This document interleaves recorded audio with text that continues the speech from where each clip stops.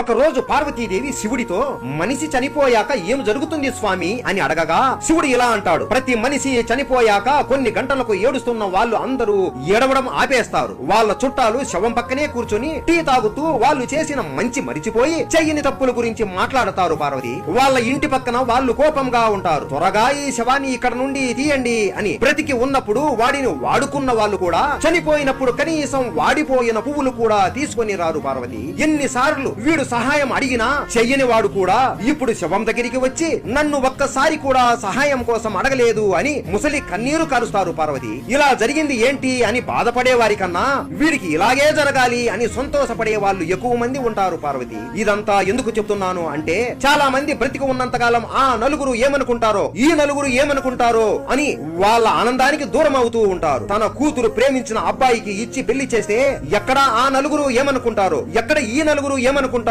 అని నచ్చకపోయినా వేరే వారికి ఇచ్చి పెళ్లి చేస్తారు. తన కొడుకు వాడికి నచ్చిన ఇష్టమైన పని చేస్తా అంటే ఈ నలుగురు ఏమనుకుంటారో అని ఒప్పుకోరు. పార్వతి, ఇప్పుడు అర్థమైంది కదా నీకు ఈ మనుషులు ఎలా ఆలోచిస్తారో అని. వీళ్ళని గుర్తు చేసుకునేది వాళ్ళ కుటుంబ సభ్యులు మాత్రమే, కానీ ఈ నలుగురు 4 వారాలు కూడా మిమ్మల్ని గుర్తు పెట్టుకోరు. మీరు బ్రతికేది మీ కుటుంబం కోసమో లేక ఆ నలుగురి కోసమో మీరే ఆలోచించండి. హర హర మహాదేవ.